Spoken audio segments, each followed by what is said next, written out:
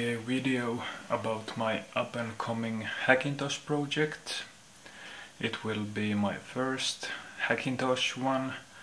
I've built PCs before, but this should be interesting how to get OS X installed on these picked PC parts. This might be a bit long video, we shall see. I'm gonna show the components I've chosen and maybe unbox them also. So first I'll just say the situation now.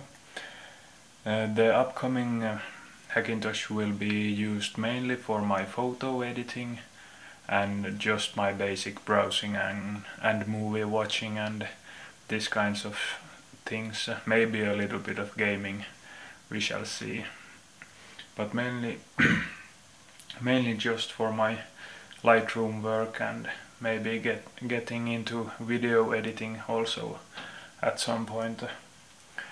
Currently I'm using a 2011 mid-range 13-inch MacBook Air, which has been great, and when I'm at home it's connected to a external display. It's an Asus 24-inch. I don't really remember the model number, but it's pretty good. I can put the link in the description so you know what I mean. But I'm going to also use this Hackintosh through that display and do my editing and surfing also, but not using my MacBook Air anymore. The reason mainly why I decided to build a Hackintosh is because when I use my MacBook Air, it gets easily pretty warm in the CPU, and when I have the lid closed and the display in my external display or my desktop, so at least in the summer it gets really fast, really hot, so the fan starts spinning and when you have the MacBook Air right in front of you almost, the sound is pretty loud and disturbing. So the goal was to build a reasonably quiet and also powerful Hackintosh, so I can, when I have the quiet and dark in my apartment, and I can use it to watch movies streamed to my Apple TV on my TV, and the fan sounds would not disturb me, even though it's pretty close to where I used to sit and when I watch my movies and TV series. So the goal was to pick components at a good price and also to get some bang for the buck. So maybe we'll start with the components I've chosen in this video. Let's start off with my motherboard. I've chosen is the GA-Z77N Wi-Fi model. It's an 1155 socket and it's a mini ITX motherboard. My case, which I'm going to show also, does support micro ATX, but I went with this one because it should work pretty easily straight out of the box, so you don't really have to do that much modifying if you don't want to, but you can, and maybe I'll end up doing either ways. But the audio and onboard LAN should work pretty good with this motherboard out of the box, and it supports overclocking also. Maybe I'll do some of that with my processor. And the only downsides with this, I could say, is it has just 16 or supports 16 gigabytes of DDR3. There are only two slots. I would like to have maybe 4, just to be on the safe side for the future, and maybe for the video editing, but we'll have to upgrade the motherboard then, I think. And also it has just 2 SATA 3 connectors, and it also has 2 SATA 2. I would like to obviously have more than 2 SATA 3 connectors, 3 or 4 maybe, but with this chipset and this size of the motherboard, so we just have to do with the 2 SATA 3 connectors. So maybe we'll go ahead and unbox this and see just a quick look at the motherboard itself, how it looks. This one I got from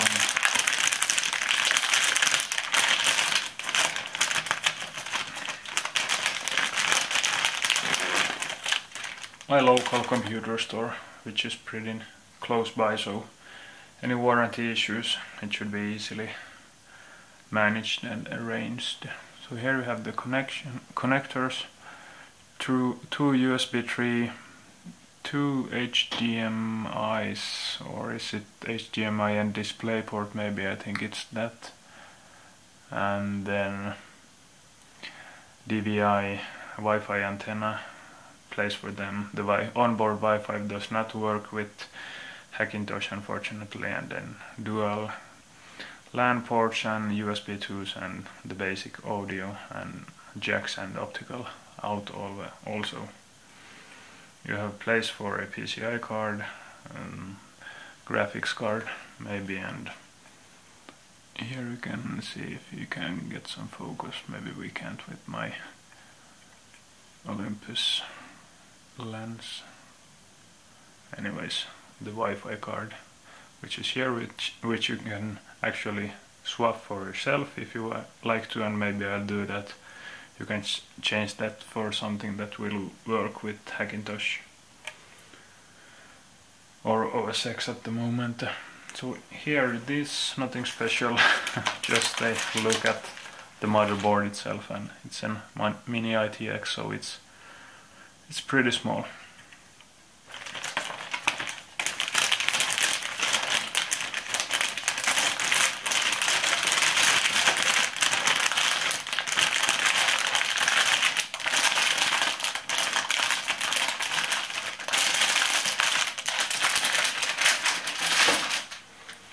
And what you get with the box itself, or it's not that much, just 2, I guess, SATA connectors.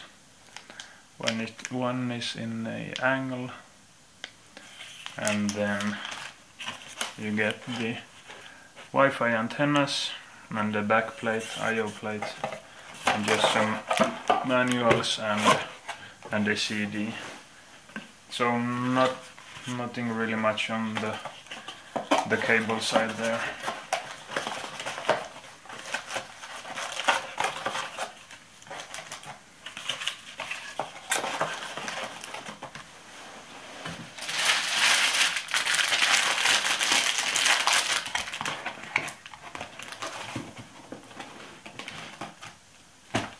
So that was the motherboard. Maybe we'll next take the CPU.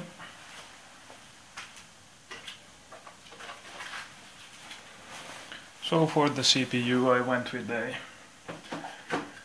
Intel.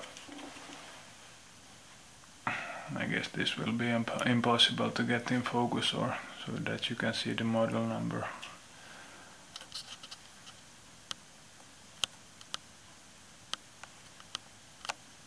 Okay, it won't focus, but it's a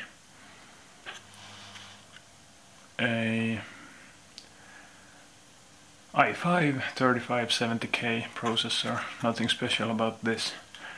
It should be a good bang for the buck and the things that I do, and also I can overclock it if necessary, then with maybe to get some better import-export times with maybe some video editing in the future. So this one I got used, the motherboard was new, so did save a little bit on this one also. So that's the processor. Next we'll maybe take the storage options. So I went with SSDs, and this is my first one. This is going to be my boot drive for my OS and for the applications, mainly Lightroom and maybe some video editing software. It's a Corsair Force series, Force 3 series, 240 gigabytes. I got this one used. Hopefully it will work fine. It's a SandForce driven, but hopefully it will work without a problem. Or at least, yeah, I think it is SandForce driven. So that's for my boot drive. SATA 3 compatible. And for my storage I chose and all these SSDs are not I mean the latest and greatest, and the performance figures ain't that top of the line, but they should work for me. I don't need the latest and greatest, but just wanted some okay SSDs to get the speed performance out of those. And so this is a 180 gigabytes 335 series for mainly for my Lightroom photos and raw files and this kind of thing. At least for now they will fit to the 180. Maybe in the future, when the prices go down, I should get a bigger one. Nothing special about this. Got this one new also, with a 3-year warranty. It says, just read it off the box, but it should be okay for mainly my storage, for my raw files and Lightroom files. And the last one, unfortunately, only have the two. That was also, the boat was SATA 3 compatible, but unfortunately my motherboard only has two SATA 3s. So I got just, it was a pretty good deal on my local store also, a Kingston SSD Now 300W series. This is mainly just for my random stuff, my downloads and maybe some movies or TV series, so I can just re-download and erase them, so hopefully this will work for that kind of thing. It's a 300W series, it should be okay. Again, it's going to be connected to a SATA 2 connection, so that cuts the performance pretty remarkably yet. So this will do just fine on the purpose it's for, just some random stuff, temporary files. So that's the storage options. And next we can take a look at the memory perhaps. And this will be shot in a single video, so it might get a bit long, but I'll try to hurry up and not so much jibber jabber. So went with Kingston DDR3, 16 gigabytes. Nothing special, kinda low profile, so I would not get any problems with my CPU cooler, or it's an air cooler. I show it in a second, but we can, it seems like my Olympus won't focus so close, but just basic 16 gigabytes of Kingston. I got this new, I didn't find any Corsair Vengeance, which is pretty popular amongst Hackintosh builders, so I went with just some basic Kingston. I'm not an overclocker on memory, so I don't need the fastest memory available, so this is just some basic stuff. Should work fine for me.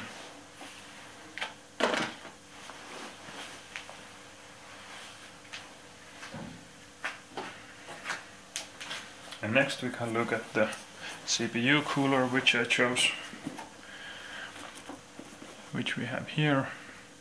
It's an Thermalite Macho Rev A.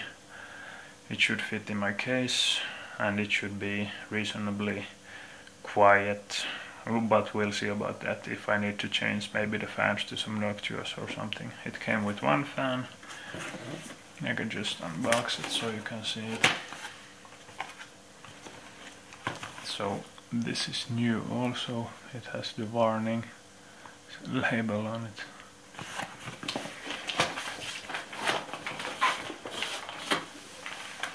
So here you just have your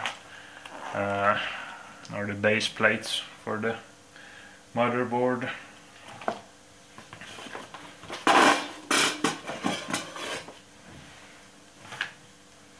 And here you have the tower itself. It's pretty massive. So here it's pretty good, I think, or I'm guessing that because you place the RAM on this side and then the tower won't fall over the RAM, so you should not have any problems, and then you place a pull fan on this side so it pulls the hot air maybe out of the case. So this is the cooler, and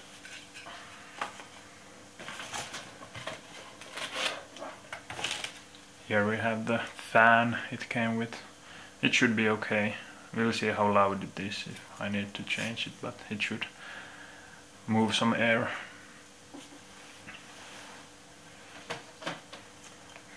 I did some research before I chose I found this also used, so I was pretty lucky. Someone they sell it like new, so I did some research about the air cooler, so maybe a closed loop water cooler, but I've heard so much that the pumps and the fans, if you want performance out of those, they make kind of not the quietest noise, so you might as well go with a silent air cooler, and it should do the job for me, even if I overclock. We have to see how loud I will have to go with the fan so it cools enough, but we'll see about that. It should be pretty quiet at normal clock speeds under load. What I researched. The other one was the Noctua. Is it the NHD14? But it's pretty much more expensive, and I don't doubt that it's good, but this one should not be that much worse, or yeah, not that much worse. So we'll see how good this is on the silent side at least, because that was the goal, to make a pretty silently cooled bang for the buck system. So we'll have to see. I'll just place this back in the box for now.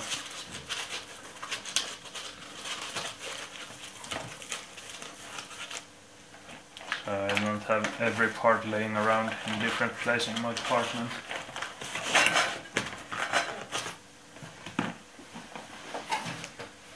Maybe we'll continue on the cooling side. I went with a reliable and pretty basic Noctua. I think this is the latest series. It's an NFS 12B fan. It should also do the work fine. You got the FLX adapter, so you can choose the RPM 1200, 900 or 600. So it's definitely silent, but hopefully it will move some air out of the case also. I'm gonna put this on the back side, and let's see if we need another one also at the case if it gets too hot, but I doubt it. This should, we'll see. This should at least to start with be a pretty good starting point, I mean. And you got the Noctua warranty. Is it 5 or 7 years? I don't know, or maybe 6. Yeah, 6 years warranty.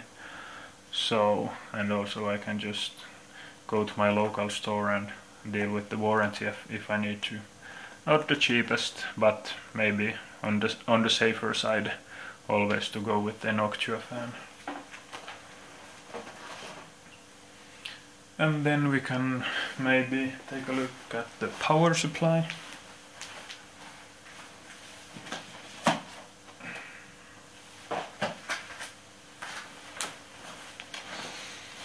So this is kind of a beast for my use. It's an XFX Pro 750 watt black edition, fully modular power supply. It's rated 80 plus gold, and I guess it's basically a Seasonic, or is it Seasonic, or no, it's not Silverstone, but yes, it's like, I guess, the same components as a Seasonic, just a different branding, but it should be, or I mean, it's definitely enough for for the starters. I'm going to use only onboard graphics, so the Intel HD 4000, so, and even with a graphics card, my needs would be maybe like 400 or 500 watts at tops. But I did some research, and the form factor of this is small, so I'm sure it can fit easily in my case without having issues with the cables. Because if you would go like with a Corsair, is it CW series 650, which is pretty popular, you might get some you have to put it in a weird angle, I guess, in the case, or the weird, I don't know exactly, but I got the tip that this works fine with the case I'm using, and you can really just use the cables you want. And so here we have the graph it shows.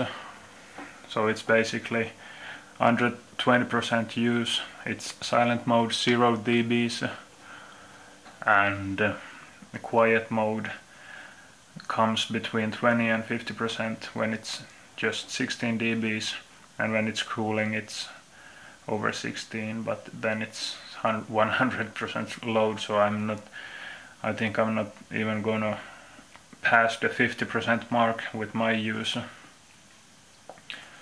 So anyways, yeah, this is a overkill for my system, but this will serve me well in the future if I get into PC gaming again. I went with the Xbox for a while, but maybe the Xbox One or maybe some PC gaming, because this will meet my needs in the future, I'm sure. And you got the 5-year warranty also, so that's pretty nice. And this one was also from a local store, so I can deal with the warranty there. And if I would have gone with maybe a what's it called, I can't remember, but maybe Silverstone Strider series, I got some info that, at least from one user, so which actually sold me the case. So I got the case user, so he said that he went with the Strider series, but he got some weird winding noise, so he went did put it under warranty and decided to go with this XFX instead, and so did I also. So it should be in the passive mode under 20%, so that's good for me. So it's virtually silent then. Anyways, here we have the cables. I won't go through each and one of them, but just showing you the box it came in. I can put the link in the description of all the components, so you can go to the manufacturer's website and look at those.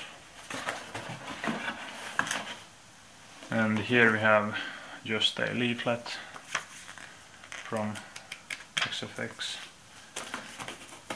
And let's see if you have anything special. Well, maybe not there, but This is actually the first time I even opened the box itself, so you have some bubble wrapping, XFX, play hard. Let's open it.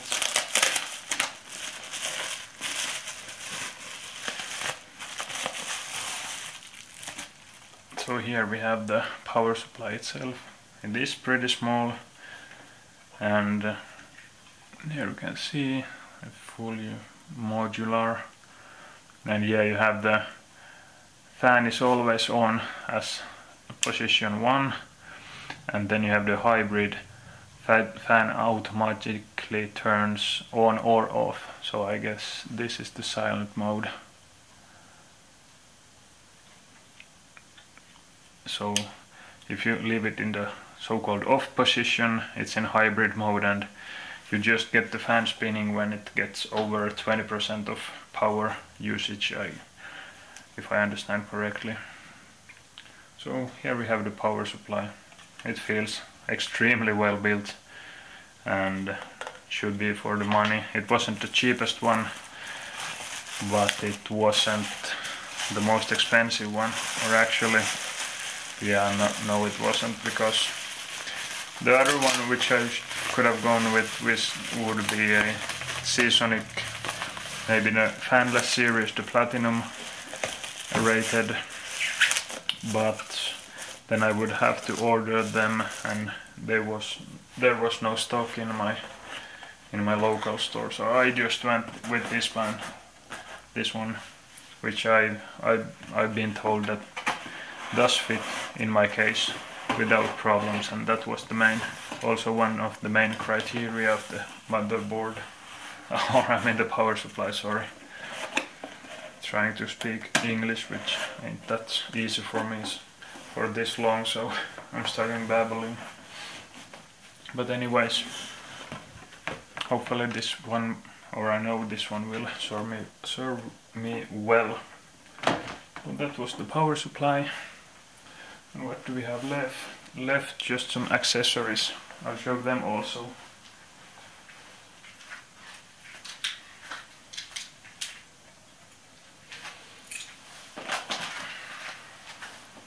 So let's start with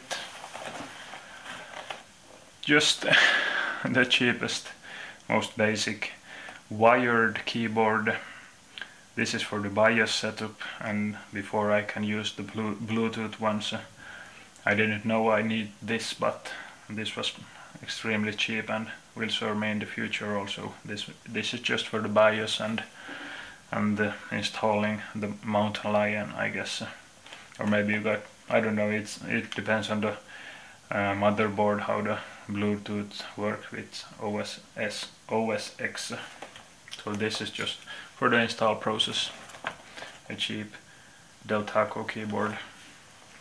USB but wired. And then this just came in the mail. It's a Belkin Bluetooth dongle.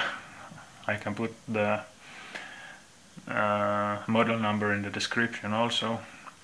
The motherboard has inbuilt Wi-Fi and Bluetooth, but at least the Wi-Fi won't work with the Wi-Fi card, won't work out of the box, or in no way with OS X.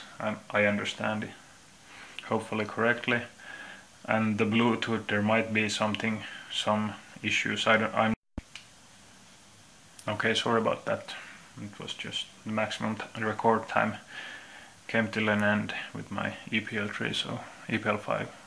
I'm sorry. Yeah, I'm shooting this with Olympus EPL5 and for lens a Olympus 17mm f1.8. It's actually the first video I'm trying with this. So anyways, this has Mountain Lion made to a install drive with Unibeast, yeah. And then we have another Kingston thumb drive. This is 2 gig, the last one, and this is 4 gig, actually the last one was 8 gig. This just has some installing or software I'm going to need after I've booted into the OS X the first time, like Multi-Beast for anything if I need something, and trim enabler, and maybe to edit and modify some text or DST. I'm actually pretty new to this, so I'm not sure, but I'm gonna follow a link in, or a great guide in Tony Mac's forum, so I'm going to post that link also.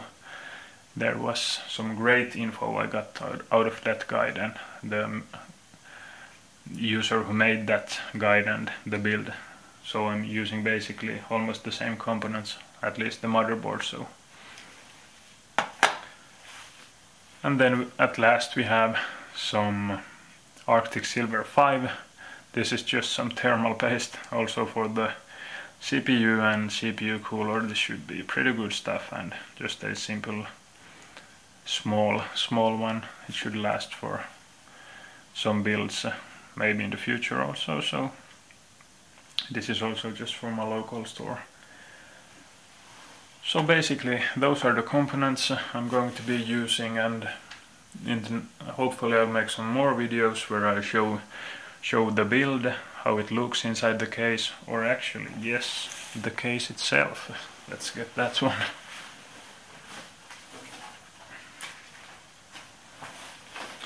So here it is. It's a Silverstone SG09. I was pretty lucky, I got this one used also. Somebody was selling this. This fits in my shelf really nicely. I mean perfectly. That's why I went with this, and this has gotten pretty good reviews also. And at NCIX Tech Tips, Linus made a pretty awesome build with this, with dual GPUs, and yeah, actually this will fit a full-size ATX power supply and full-size graphic card, so it's pretty spacey inside, or roomy inside, and it should be reasonably quiet and got good connections, and USB 3 at the front, and the fans included. You have a big air penetrator. I guess this is 180 millimeters at the top, included with the case, and then you got a, I guess this is this 90, maybe it's not 120, maybe 90 anyways, millimeters case fan at the side included also, and then you can fit two of your own here, and then you can fit one at the back, where I'm going to place the nocturnal one to pull out air of the fan, or the case, I mean, hot air. And maybe I'll place, I've read that if you turn this other way around so that it pulls air out of the case, I'm guessing the basic configuration is that it pushes down air into the case. But if you turn this so, or at least if you connect it or turn it so that it pushes out air from the case, then you get better cooling, which I might do, but not use this one. This should be pretty loud. Maybe I'll change it to a 140 millimeters nocturnal one. It should fit here also under the honeycomb. Actually, let's see if we can peel this off. Yes, we can. It's got some old dust in it, but here we can see the fan itself. And yes, then you can also place at the side one fan, and you're going to place there is place for your hard drives beneath this plate for your SSDs. And here's the front, a slim, you can place a slim optical drive if you would need. I've actually not used an optical drives in very long time, so. Here you have two USB 3s and your audio connections, headphones, and microphone jack, and this would be the reset button maybe, and this is on and off. I personally don't mind the front panel. The SG10, which is coming out or just came out, will have a more smart looking front, but this will do fine for me. let's see, we can, yes, we can peel also the side off, and here you see the Silverstone's own fan, which is included and place for 2. I guess these are 90mm fans.